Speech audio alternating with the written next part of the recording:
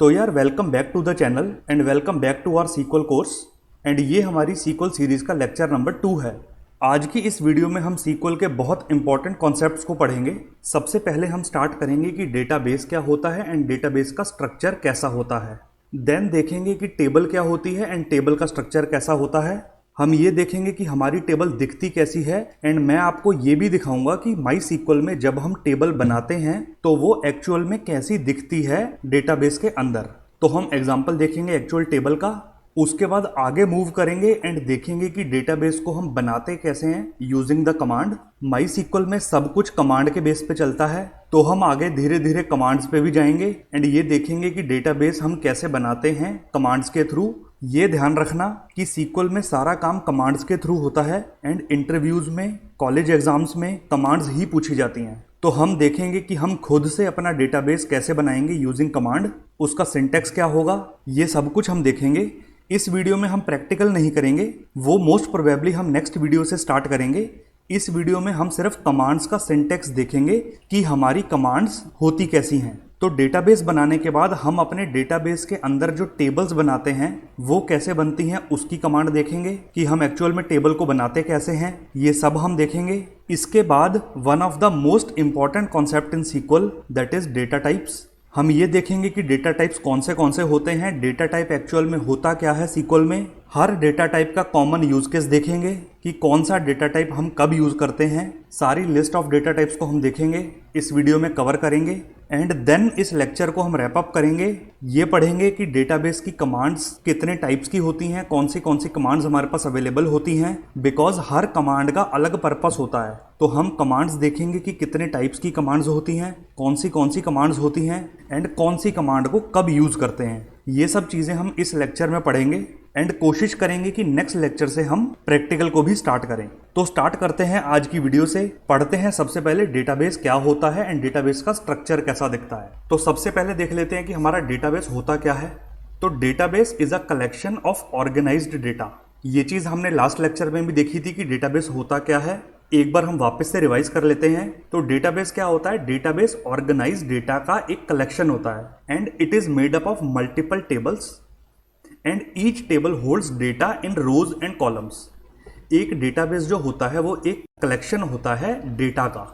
Organise way में हमने data रखा हुआ है, उसकी कलेक्शन को हम डेटाबेस बोलते हैं। और एक डेटाबेस कैसे बनता है, मल्टीपल टेबल्स को मिला के एक डेटाबेस बनता है एंड हर टेबल डेटा को स्टोर करती है रोज एंड कॉलम्स की फॉर्मेट में। डेटाबेस यही होता है, एक ऑर्गेनाइज कलेक्शन होता है डेटा का। एंड डेटाबेस बनता कैसे है, मल्टीपल टेबल्स को मिला के एक डेटाबेस बनता है। तो अब हम देख लेते हैं कि डेटाबेस का स्ट्रक्चर कैसा दिखता है। डेटाबेस का स्ट्रक्चर कुछ ऐसा दिखता है, हमारे डेटाबेस में मल्टीपल टेबल्स हो सकती हैं। फॉर एग्जांपल ये टेबल 1, ये टेबल 2, ये टेबल 3। ऐसे ही यहाँ पर हमने सिर्फ 3 टेबल बनाई हैं, ऐसे ही multiple number of tables, even hundreds और थाउजेंड्स ऑफ टेबल हो सकती हैं एक डेटाबेस के अंदर। और एक टेबल कैसे बनती है, एक कॉलम और रोज का कलेक्शन एक टेबल बनाता है। फॉर एग्जांपल ये हो गया हमारा कॉलम 1, ये हो गया हमारा कॉलम 2, ये हो गया हमारा कॉलम 3। कॉलम 1, कॉलम 2, कॉलम 3, ऐसे ये रोज होती हैं, रो 1, रो 2, रो 3, रो 4। ये हो गई रो 1, ये हो गई रो 2, ये हो गई रो 3 एंड ये हो गई रो 4। तो कलेक्शन रोज एंड कॉलम्स का, रो 1, रो 2, रो 3, रो 4, ऐसे ही हमारे मल्टीपल कॉलम्स, ये मिला के एक टेबल बनाते हैं। तो हमने डेटाबेस समझ लिया, डेटाबेस का स्ट्रक्चर हमने देख लिया। अब हम चलते हैं, देखते हैं कि टेबल क्या होती है। राइट, तो टेबल क्या होती है, table in sequel consist of rows and columns.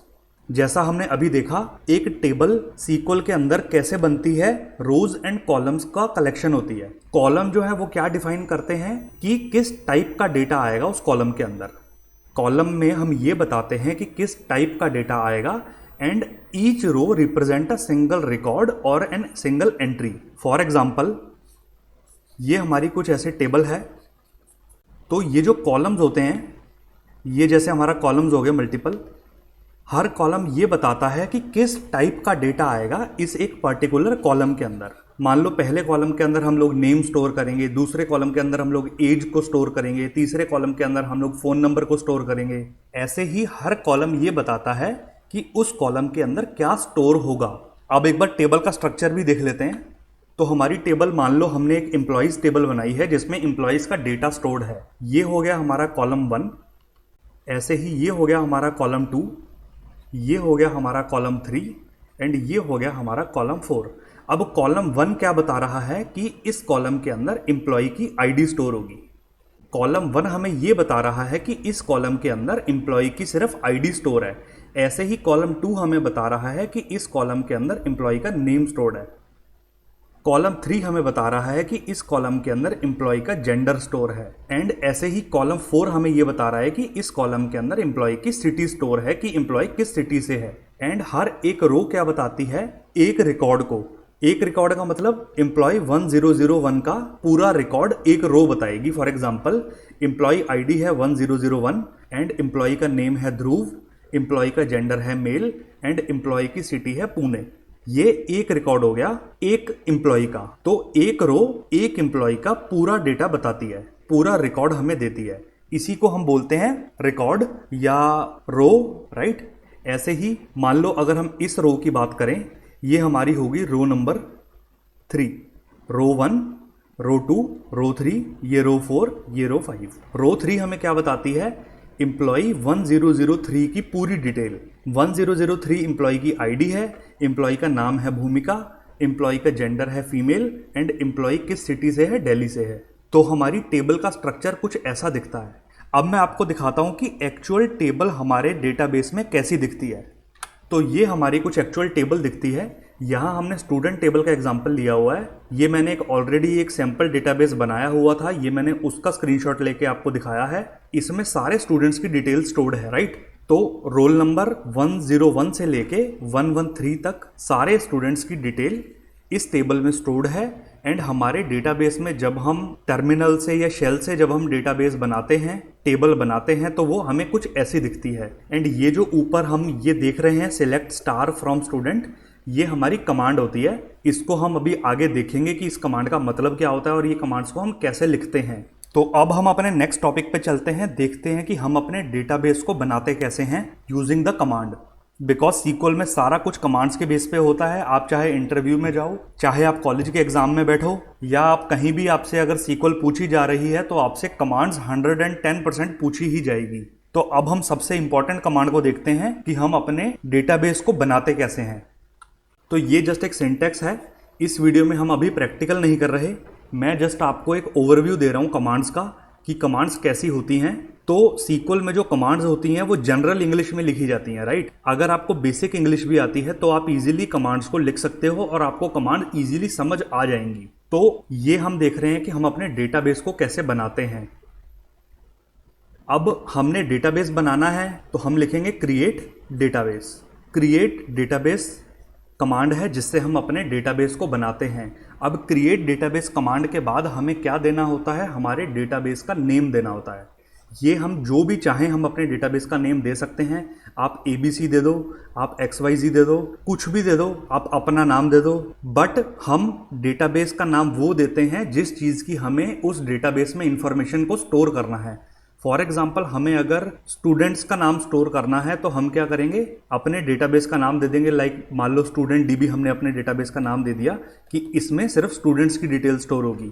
अगर ऐसे ही हमने एम्प्लॉयज़ की डिटेल स्टोर करनी है तो हम एम्प्लॉय DB नाम दे देंगे कि ये एम्प्लॉयज़ का डेटाबेस है, जिससे हमें पता चल जाए कि ये किस चीज़ की इंफॉर्मेशन स्टोर कर रहा है हमारा डेटाबेस। हम एक जनरलाइज नाम देते हैं जिसको देखते ही हमें पता चल जाए, तो इसलिए जनरली नाम हम देते हैं, मीनिंगफुल नेम देते हैं, राइट। तो हम क्या करेंगे, डेटाबेस बनाने के लिए create database and then database का नेम। इस कमांड को जब हम रन करेंगे तो हमारा डेटाबेस बन जाएगा। तो डेटाबेस में सिर्फ इतना सा खेल होता है बनाने का कि हम सिर्फ क्रिएट डेटाबेस और आगे डेटाबेस का नेम देते हैं और हमारा डेटाबेस बन जाता है। और ये जो आप देख रहे हो ये सेमीकोलन, राइट, ये सेमीकोलन सिंटैक्स का पार्ट है, ये देना जरूरी है। अगर ये नहीं देंगे तो हमारी कमांड रन नहीं करेगी। अब आगे मूव ऑन करते हैं, देखते हैं कि हम डेटाबेस के अंदर टेबल कैसे बनाते हैं। तो हम अब देखते हैं कि हम अपनी टेबल को कैसे बनाते हैं, टेबल को बनाने का सिंटैक्स क्या होता है, राइट। तो जैसे हमने देखा कि हम अपने डेटाबेस को कैसे बनाते हैं, क्रिएट डेटाबेस के नाम से, एग्जैक्टली सेम चीज होती है टेबल में भी। हम क्या करते हैं, create table and then table का नाम। हमने क्या करा, क्रिएट टेबल लिखा, उसके बाद टेबल का नाम दे दिया। एंड टेबल बनाने में हमें और चीज एक एक्स्ट्रा करनी पड़ती है। अभी जैसे हमने टेबल का स्ट्रक्चर देखा था, हमने देखा था कि टेबल में मल्टीपल कॉलम्स और मल्टीपल रोज होती हैं। रो क्या स्टोर करती है, उस पर्टिकुलर रो में क्या डेटा आया है वो रो में स्टोर करते हैं, और कॉलम हमें ये बताता है कि एक पर्टिकुलर कॉलम में किस टाइप का डेटा आएगा। तो टेबल बनाते हुए हमें क्या करना पड़ता है, कॉलम के नाम देने पड़ते हैं कि हमारी टेबल में कितने कॉलम होंगे और उन कॉलम का नाम क्या होगा। अभी के लिए हम सिंटैक्स में 4 कॉलम बना रहे हैं, column name 1, column 2, column 3 and column 4। मान लो हमारी एक टेबल है जो एम्प्लॉय का डेटा स्टोर कर रही है, राइट। तो उसमें मान लो हमने 4 कॉलम देने हैं, एक तो एम्प्लॉय का नेम, एक एम्प्लॉय की एज, और एक एम्प्लॉय का डिपार्टमेंट कि वो किस डिपार्टमेंट में काम करता है, और एक एम्प्लॉय का फ़ोन नंबर, राइट। मान लो ये 4 कॉलम हमें देने हैं अपनी टेबल के अंदर। तो हम क्या करेंगे, हम यहाँ लिखेंगे create table employees, right, table का नाम। उसके बाद कॉलम नेम 1 में हम दे देंगे नेम, कॉलम नेम 2 में हम दे देंगे एज, कॉलम नेम 3 में हम दे देंगे डिपार्टमेंट, एंड कॉलम नेम 4 में हम दे देंगे फ़ोन नंबर। एंड ये जो आप आगे देख रहे हो डेटा टाइप और कंस्ट्रेंट, ये भी देने ज़रूरी होते हैं। डेटा टाइप का मतलब क्या होता है कि मान लो हमारा जो नेम कॉलम है उसके अंदर हम किस टाइप का डेटा डालेंगे, राइट। अब नेम क्या हो सकता है, नेम जनरली मान लो अमित नेम हो सकता है किसी एम्प्लॉय का, अंकित नेम हो सकता है किसी एम्प्लॉय का, ऐसी पूजा नेम हो सकता है किसी एम्प्लॉय का। तो हम डेटा टाइप बताएंगे कि ये किस टाइप का डेटा होल्ड करेगा। क्या होल्ड करेगा, ये जो कॉलम हम बना रहे हैं नेम नाम का, इसके अंदर किस टाइप का डेटा आएगा। अब नेम स्ट्रिंग में होता है तो हम इसमें स्ट्रिंग टाइप का डेटा टाइप देंगे। अब एक्चुअल में सीक्वल में स्ट्रिंग नहीं होता, सीक्वल में या तो कैर होता है या फिर वेर कैर होता है, राइट। ये हम आगे पढ़ेंगे कि ये दोनों क्या होते हैं, इनमें क्या फ़र्क होता है, लेकिन मैं आपको जनरली बता रहा हूँ। अब मान लो कॉलम नेम 2 है, कॉलम नेम सेकंड क्या स्टोर कर रहा है, एज स्टोर कर रहा है। अब बंदे की एज क्या हो सकती है, बंदे की एज 20 हो सकती है, बंदे की एज 30 हो सकती है, 40 हो सकती है। बंदे की एज ABC तो नहीं हो सकती ना, बंदे की किसी एम्प्लॉय की एज ABC तो नहीं होगी ना। तो एज हमेशा न्यूमेरिक में होगी। अब न्यूमेरिक का डेटा टाइप क्या होता है, इंटीजर, राइट। इंटीजर को हम इंट लिखते हैं सीक्वल में। तो सेकंड कॉलम जो स्टोर करेगा वो एक इंटीजर टाइप का डेटा स्टोर करेगा। ऐसे ही डिपार्टमेंट क्या हो सकता है, डिपार्टमेंट HR हो सकता है, डिपार्टमेंट फाइनेंस हो सकता है। तो ऐसे ही कॉलम नेम 3 का डेटा टाइप क्या होगा, या तो कैर होगा या फिर वेर कैर होगा। And same goes with phone number. Phone number, employee का जो फ़ोन नंबर होगा वो हमेशा इंटीजर टाइप में होगा, तो हम इंटीजर टाइप का डेटा टाइप कॉलम नंबर 4 में दे देंगे, है ना। अब ये कंस्ट्रेंट्स क्या होते हैं ये हम आगे जाके पढ़ेंगे। कंस्ट्रेंट्स एक तरीके से आप अभी के लिए मान लो कंस्ट्रेंट्स कुछ रूल्स होते हैं जो हम इस कॉलम पे लगाना चाहते हैं। फॉर एग्जाम्पल मान लो हम चाहते हैं कि जो एम्प्लॉय का नेम है वो कभी एम्प्टी ना हो, राइट। एम्प्लॉय का नेम जो है वो कभी एम्प्टी ना हो, हमेशा उसमें कुछ ना कुछ वैल्यू होनी चाहिए। तो हम एक रूल लगा देंगे, रूल का मतलब हम एक कंस्ट्रेंट लगा देंगे, जिससे कि जब भी हम इस टेबल में डेटा डालेंगे तो अगर हम नेम के कॉलम को खाली छोड़ते हैं तो वो हमें वार्निंग दे देगा, एरर दे देगा कि आप इस कॉलम में एम्प्टी वैल्यू नहीं डाल सकते। तो ऐसे ही मल्टीपल कंस्ट्रेंट्स होते हैं हमारे पास डेटा पे रूल्स एंड रेगुलेशंस लगाने के लिए। ये सब कुछ हम आगे पढ़ेंगे। अभी के लिए मैंने आपको सिर्फ टेबल बनाने का सिंटैक्स समझाया है एंड आई होप आपको समझ आ गया होगा। अब हम one of the most important concept पे चलते हैं, which is data type. Sequel में डेटा टाइप क्या होता है, कौन से होते हैं, क्यों यूज़ करते हैं, ये सब हम इस लेक्चर में अब सीखेंगे। तो हम देख लेते हैं सबसे पहले, इन SQL a data type define the kind of value that can be stored in a column। ये वही चीज़ है जो हमने अभी पीछे देखी, टेबल के जो हमने बनाने के सिंटैक्स में जो मैंने आपको समझाया था, ये वही डेफिनेशन लिखी हुई है कि डेटा टाइप क्या होता है। डेटा टाइप डिफाइन करता है कि एक कॉलम के अंदर किस टाइप की वैल्यू जो है वो स्टोर होगी, एक टेबल के कॉलम के अंदर किस टाइप की वैल्यू स्टोर होगी वो डेटा टाइप बताता है। फॉर एग्जांपल नंबर स्टोर होगा, टेक्स्ट स्टोर होगा, डेट स्टोर होगी या बूलियन वैल्यू स्टोर होगी। बूलियन का मतलब ट्रू या फॉल्स।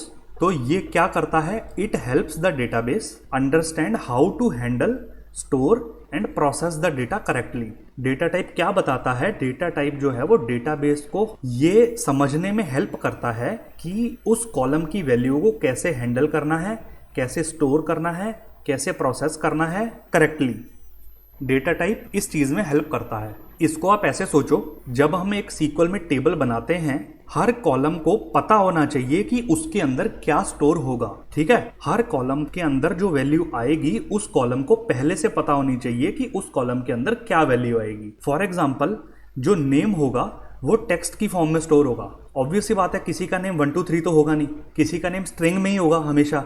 अंकित हो गया या अब मान लो अमन हो गया, है ना, तो किसी का नेम 1 2 3 तो होगा नहीं।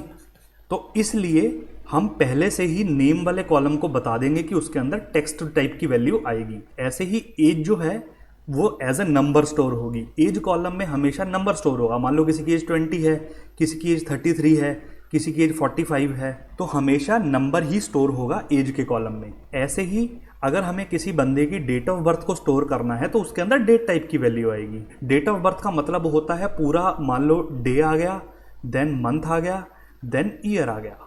किसी की डेट एबीसी नहीं होगी, है ना, किसी की डेट ऑफ बर्थ एबीसी तो नहीं होगी। हमेशा डेट के अंदर डे होगा, मंथ होगा और ईयर होगा। अगर हम किसी की डेट ऑफ बर्थ स्टोर कर रहे हैं तो हमें प्रॉपर डे देना पड़ेगा, मंथ देना पड़ेगा एंड ईयर देना पड़ेगा।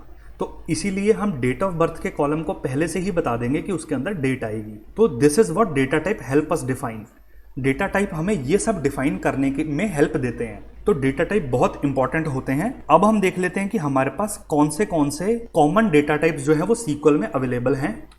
ये मैंने एक लिस्ट तैयार करी है जिसके अंदर मोस्ट कॉमन डेटा टाइप्स जो यूज होते हैं। इसके बाद भी बहुत सारे हैं, ऐसा नहीं है कि सिर्फ इतने ही डेटा टाइप हैं। Multiple n number of data types हमारे पास होते हैं। ये मैंने इस लिस्ट में सिर्फ वो डेटा टाइप डाले हैं जो कॉमनली हम लोग यूज करते हैं। तो एक एक डेटा टाइप को हम डिटेल में पढ़ते हैं। सबसे पहले आता है इंटीजर टाइप का डेटा टाइप। इंटीजर को हम सीक्वल में इंट लिखते हैं और ये होल नंबर को स्टोर करता है। होल नंबर मतलब प्रॉपर, चाहे वो नंबर नेगेटिव हो या पॉजिटिव हो, एक होल नंबर होगा, पॉइंट में नहीं होगा, डेसिमल में नहीं होगा। फॉर एग्जांपल 25 हो गया, -10 हो गया, 100 हो गया। ठीक है, अब इंट को हम कब यूज करते हैं? जब हमें किसी की एज स्टोर करनी हो, किसी इंप्लॉय की मान लो आईडी स्टोर करनी हो, या मान लो हमारे पास कोई प्रोडक्ट्स का डेटाबेस है, प्रोडक्ट्स की हम टेबल बना रहे हैं। फॉर एग्जांपल मान लो हमारी ई कॉमर्स की वेबसाइट है, तो उसमें हमारे पास लैपटॉप्स की कितनी क्वांटिटी है। अब क्वांटिटी जो है वो हमेशा होल नंबर में होगी। 10 लैपटॉप होंगे, 20 लैपटॉप होंगे, 30 लैपटॉप होंगे। ऐसा तो नहीं है कि 3.5 होंगे या 4.5 होंगे, तो ये हमेशा होल नंबर में होंगे। तो इसलिए हम इंटीजर टाइप का स्टोर करते हैं ऐसे कॉलम्स के लिए। देन आता है फ्लोट डेटा टाइप। अब फ्लोट डेटा टाइप क्या होता है? अप्रॉक्सीमेट डेसिमल नंबर होता है। मतलब डेसिमल है, पॉइंट का नंबर है, लेकिन वो अप्रॉक्स है। For example 10.75, 99.9%। ये हम कब स्टोर करते हैं? मतलब फ्लोट हम कहाँ यूज करते हैं? जब हमें मार्क्स को स्टोर करना हो स्टूडेंट की, है ना, स्टूडेंट्स के मार्क्स को जब हमें स्टोर करना हो, स्टूडेंट्स की रेटिंग, किसी भी तरीके की मान लो हमें रेटिंग स्टोर करनी हो, जरूरी नहीं स्टूडेंट्स की, मान लो हमें किसी प्रोडक्ट की या किसी भी टाइप की जब हमें रेटिंग स्टोर करनी हो, और जब हमें अप्रॉक्सीमेट चलेगा, एकदम एक्यूरेट नहीं भी होगा तब भी चलेगा, तो ऐसे केसेस में हम लोग फ्लोट टाइप का डेटा यूज करते हैं। देन हमारे पास आता है डेसिमल।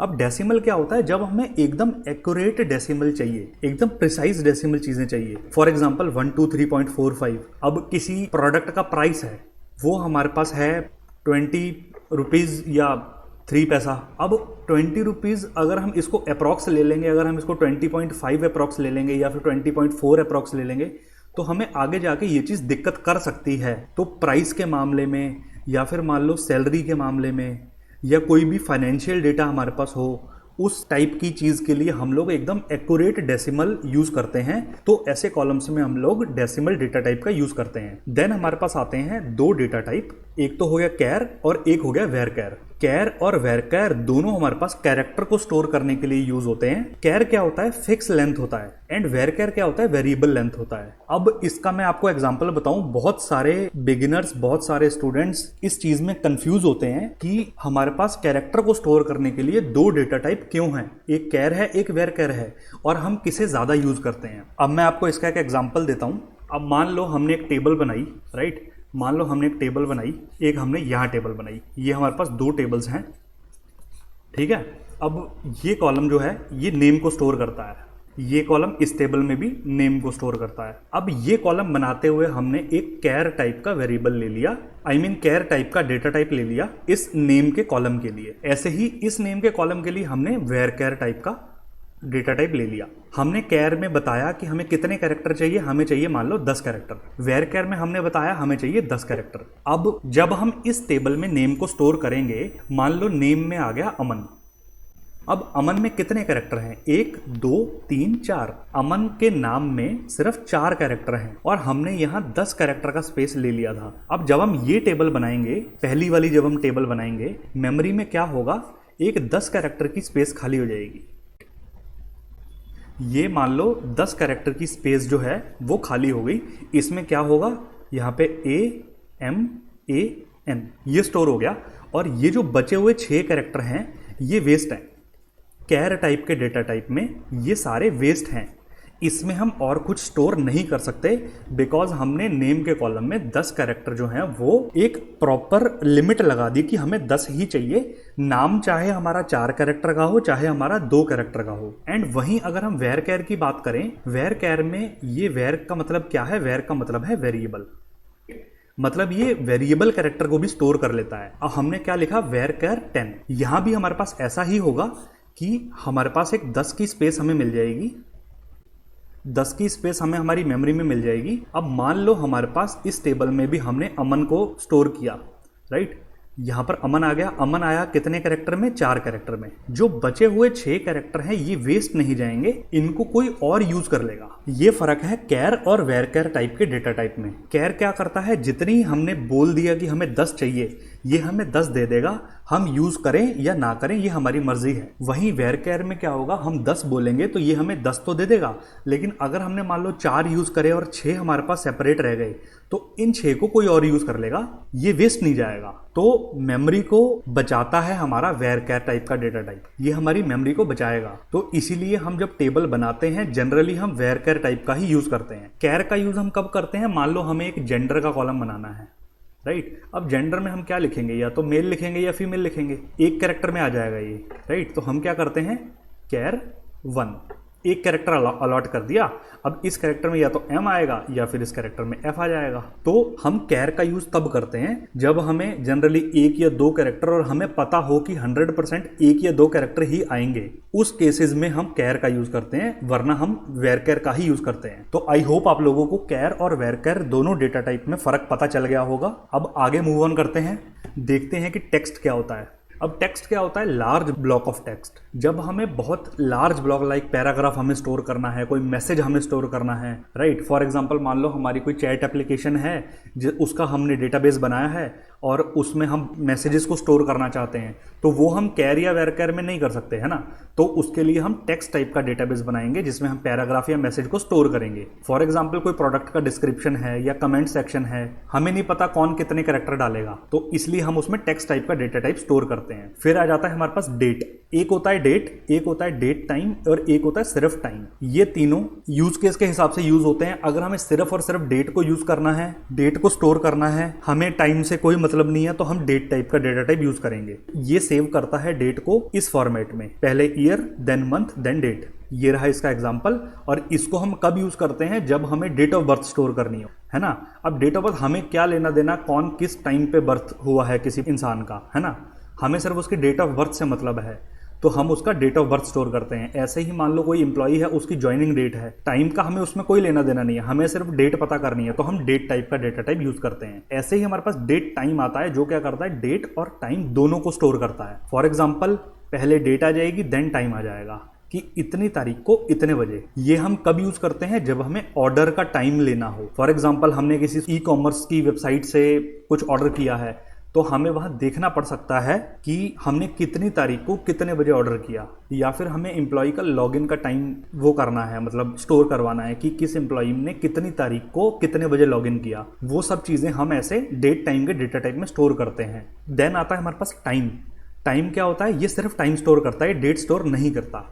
टाइम इस फॉर्मेट में करता है, पहले आर देन मिनट्स। ये हम कब यूज करते हैं इस डेटा टाइप को, जब हमें ओपनिंग आर, फॉर एग्जाम्पल मान लो कोई शॉप है जिसका ओपनिंग टाइम क्या है, क्लोजिंग टाइम क्या है, हमें वो स्टोर करना है। या फिर कोई मूवी है उसकी कितनी ड्यूरेशन है, हमें वो चीज़ स्टोर करनी है। तो ऐसी चीज़ें हम लोग टाइम टाइप के डेटाबेस में डेटा टाइप में स्टोर करते हैं। देन हमारे पास आता है बूलियन टाइप। बूलियन क्या होता है, या तो ट्रू या फॉल्स, नथिंग एल्स, 1 या 0।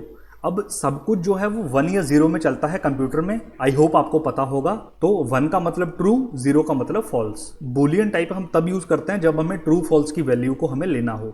जनरली हम इसे कैरेक्टर टाइप में भी स्टोर कर देते हैं। हमने मान लो कैरेक्टर दे दिया, उसको एक स्पेस दे दिया, तो उस एक में हम या तो 1 स्टोर कर लेंगे या फिर हम 0 स्टोर कर लेंगे, है ना। लेकिन हमारे पास बूलियन भी है, उसके लिए हम उसका ऑल्टरनेट बूलियन भी कर सकते हैं। ये हम कब यूज करते हैं, जब हमें किसी एम्प्लॉय को मान लो एक्टिव या नॉन एक्टिव दिखाना हो, या कोई फ्लैग लगाना हो एज एडमिन का।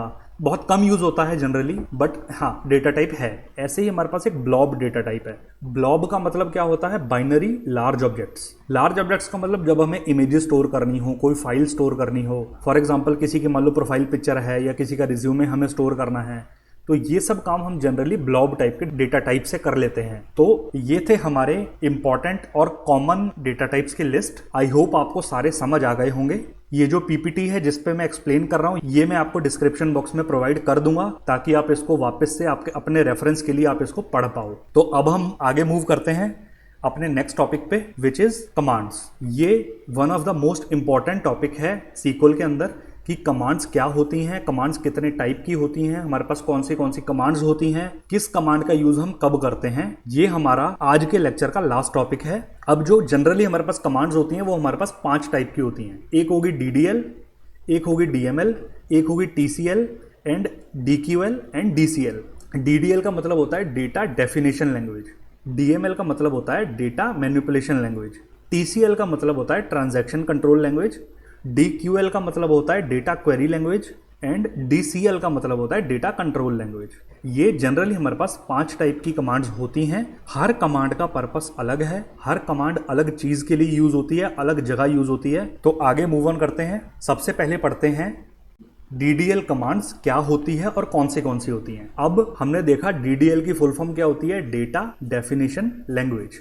तो DDL commands are used to define, create, modify and delete the structure of database objects। Database objects मतलब टेबल्स हो गई, स्कीमा हो गई, इंडेक्सेस हो गए, व्यूज हो गए। अभी के लिए आप एक काम करो, स्कीमा को छोड़ दो, इंडेक्सेस को छोड़ दो, व्यूज को छोड़ दो। ये क्या होते हैं ये हम आगे पढ़ेंगे, ये थोड़ी सी एडवांस चीजें हैं। अभी के लिए आप सिर्फ टेबल्स को ध्यान रखो कि DDL कमांड्स क्या होती हैं। DDL कमांड्स का यूज हम तब करते हैं जब हमें डिफाइन करना हो, क्रिएट करना हो, मॉडिफाई करना हो या डिलीट करना हो। क्या करना हो, स्ट्रक्चर को। किसके स्ट्रक्चर को, टेबल के स्ट्रक्चर को, समझे। तो हम जब टेबल बनाते हैं, टेबल को हमें मॉडिफाई करना है, टेबल को हमें बनाना है, टेबल को हमें डिलीट करना है, टेबल के स्ट्रक्चर को। डेटा से हमें कोई लेना देना नहीं है, अभी हम सिर्फ स्ट्रक्चर की बात कर रहे हैं। स्ट्रक्चर मतलब ढांचा। फॉर एग्जाम्पल मान लो ये हमारी एक टेबल है, ये इसका स्ट्रक्चर है, अंदर डेटा क्या है हमें कोई लेना देना नहीं है। हमें इस टेबल के स्ट्रक्चर को बनाना है, हमें इस टेबल के स्ट्रक्चर को मॉडिफाई करना है, उसको डिलीट करना है। ये सब काम हम लोग जनरली करते हैं DDL कमांड से। These commands shape the architecture of the database but do not work with the actual data. ये कमांड्स क्या होती हैं, डेटाबेस के आर्किटेक्चर को शेप देती हैं। अब डेटाबेस का आर्किटेक्चर मतलब डेटाबेस में मल्टीपल टेबल्स होती हैं। ये हमने पढ़ा था कि डेटाबेस एक मल्टीपल टेबल्स को कंबाइन करके बनाया जाता है। तो डेटाबेस के आर्किटेक्चर को DDL कमांड्स जो हैं वो शेप देती हैं। They do not work with the actual data. Actual data से हम DDL कमांड्स का यूज नहीं कर सकते। अगर हमें एक्चुअल डेटा के साथ काम करना है तो DDL कमांड्स का यूज नहीं होता। अब DDL कमांड्स कौन सी होती हैं, क्रिएट।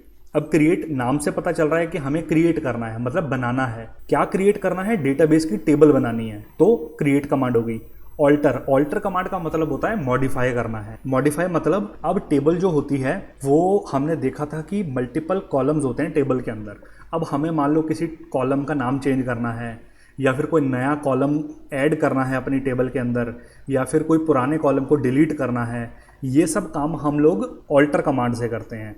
ट्रंकेट, ड्रॉप, ये दोनों एक तरीके से डिलीट होते हैं। ये दोनों एक तरीके से डिलीट का ही काम होता है। अभी के लिए आप इनको डिलीट ही मानो, हम आगे जाके इन दोनों में डिफरेंस पढ़ेंगे जब हम प्रैक्टिकल करेंगे। हम प्रैक्टिकल भी करके देखेंगे। देन हमारे पास कमांड आती है रीनेम कमांड।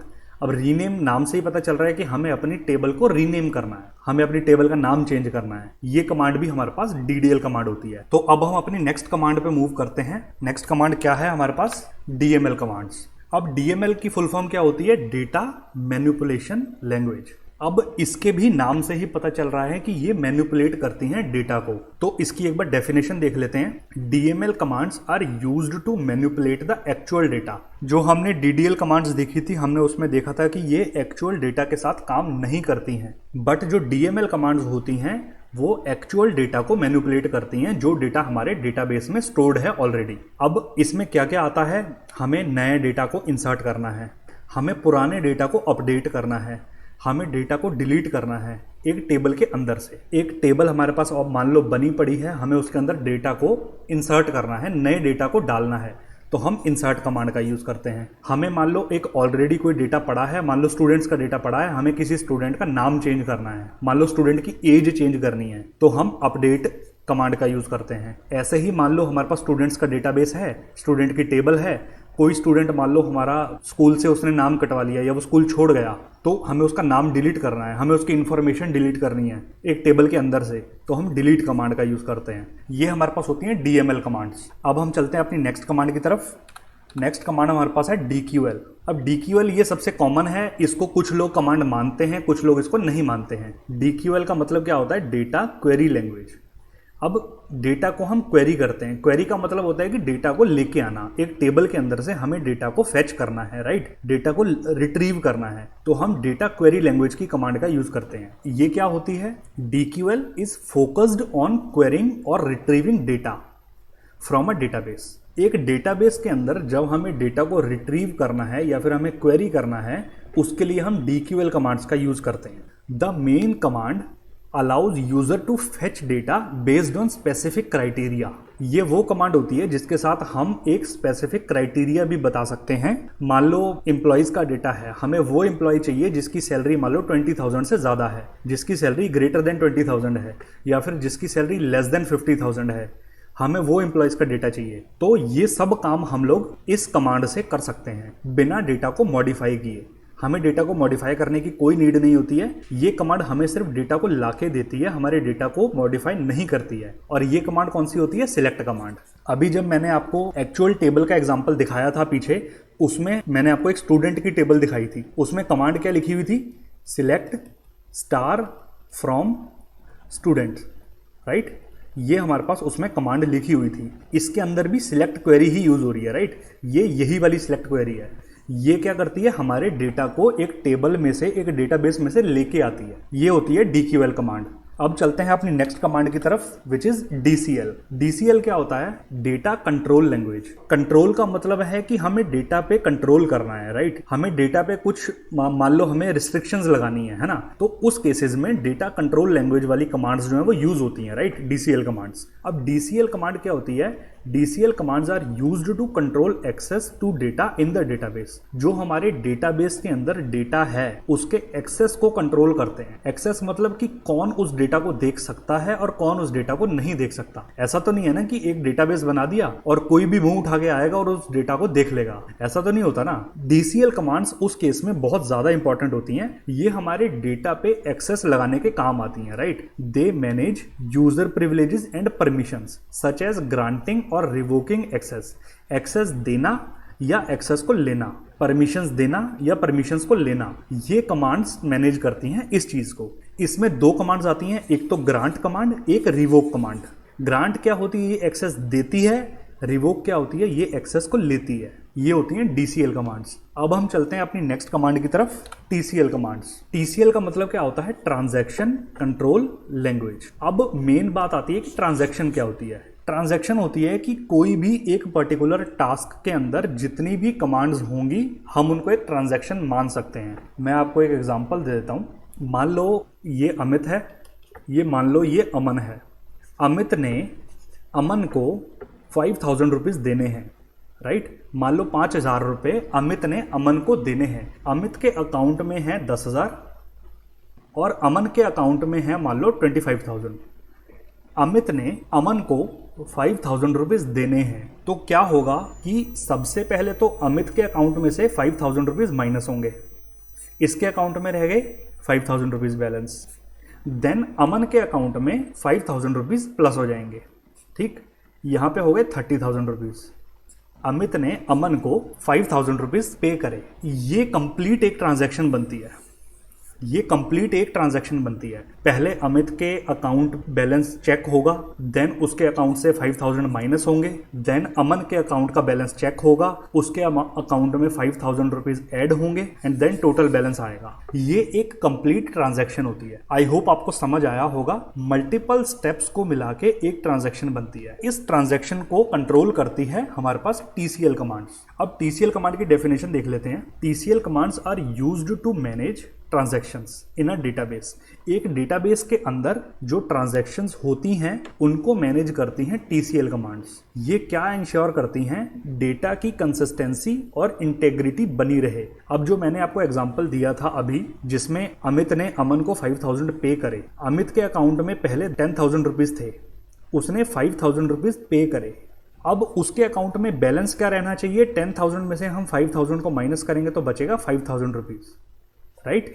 ये होती है कंसिस्टेंसी कि एक ट्रांजैक्शन कंप्लीट होने के बाद डेटा कंसिस्टेंट रहे। ये सारी चीजें टीसीएल कमांड्स मैनेज करती हैं। They allow you to group multiple operations into a single transaction. ये भी हमने अभी बात करी थी कि मल्टीपल ऑपरेशंस को हम सिंगल ट्रांजैक्शन के अंदर रख सकते हैं। ये हमें टीसीएल कमांड्स अलाउ करती हैं और उनका जो फाइनल आउटकम है हमें उसे कमिट करना है। कमिट का मतलब सेव करना है या रोल बैक करना है। रोल बैक का मतलब वापस से पीछे जाना है। फाइनल आउटकम भी टीसीएल कमांड्स जो हैं वो कंट्रोल करती हैं। ये मेन कंसिस्टेंसी बना के रखता है। ये सब कुछ हम आगे पढ़ेंगे।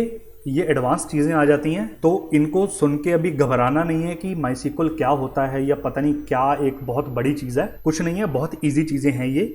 हम आगे जब पढ़ेंगे तो हमें सब कुछ पता चलेगा। अब टीसीएल के अंदर कौन सी कमांड्स आती हैं? टीसीएल के अंदर कमांड्स आती हैं commit command, roll back command, जिनका नाम हमने अभी यहाँ भी देखा, राइट, कमिट और रोल बैक। उसके बाद एक सेव पॉइंट कमांड होती है, उसके बाद एक सेट ट्रांजैक्शन कमांड होती है। ये सारी कमांड्स जो हैं ये टीसीएल के अंदर आती हैं। तो आज का लेक्चर हम यहीं रैप अप करते हैं। हमने काफ़ी चीज़ें पढ़ी, काफ़ी चीज़ें डिटेल में पढ़ी। आई होप आपको समझ आई होंगी। कोई भी तरीके का कुछ भी डाउट हो तो आप डायरेक्टली मुझे पिंग कर देना, कमेंट सेक्शन में कमेंट कर देना, मुझे सोशल मीडिया पे डीएम कर देना, मैं वहीं आपका रिप्लाई करूंगा। और जितने मेरे पास सीक्वल के नोट्स मेरे हैंड रिटन बने पड़े हैं मैं कोशिश करूंगा वो भी आप लोगों को प्रोवाइड करवा दूंगा। और ये जो पीपीटी है जिससे हमने आज पढ़ा एंड आगे भी हम ऐसे ही पीपीटी से पढ़ेंगे, ये पीपीटी भी मैं आपको डिस्क्रिप्शन बॉक्स में प्रोवाइड करवा दूंगा। तो किसी भी तरीके की टेंशन नहीं लेनी। तो आज हमने क्या क्या पढ़ा एक बार देख लेते हैं। हमने सबसे पहले डेटाबेस और उसका स्ट्रक्चर देखा, देन हमने टेबल देखी और उसका टेबल का स्ट्रक्चर देखा, और हमने एक्चुअल टेबल भी देखी जो हमारे डेटाबेस में स्टोर्ड है। उसके बाद हमने सिंटैक्स देखा कि हम अपने डेटाबेस को कैसे बनाते हैं और हम अपने टेबल को कैसे बनाते हैं। उसके बाद हमने देखा कि डेटा टाइप्स का क्या यूज होता है टेबल के अंदर, डेटा टाइप्स हमारे पास कौन से अवेलेबल होते हैं और किस डेटा टाइप को कब यूज करते हैं। ये सब हमने देखा। देन हम आगे बढ़े और हमने देखा कि सीक्वल में कमांड्स कितने टाइप्स की होती हैं, इन कमांड्स की डेफिनेशन, इन कमांड्स का मतलब, ये कमांड कौन सी कमांड कब यूज होती है, ये सब कुछ हमने इस लेक्चर में देखा। आई होप आपको चीजें क्लियर हुई होंगी, कुछ नया सीखने को मिला होगा। अगर किसी भी तरीके का कोई डाउट आता है तो प्लीज आप मेरे को कनेक्ट कर लेना। तो आज की वीडियो में इतना ही। वीडियो अच्छी लगी हो तो वीडियो को लाइक कर देना, चैनल को सब्सक्राइब कर देना, इस वीडियो को अपने फ्रेंड्स के साथ शेयर कर देना। एंड हम मिलते हैं अपनी नेक्स्ट वीडियो के साथ जिसमें हम और आगे सीक्वल को एक्सप्लोर करेंगे। Thank you so much for watching the video.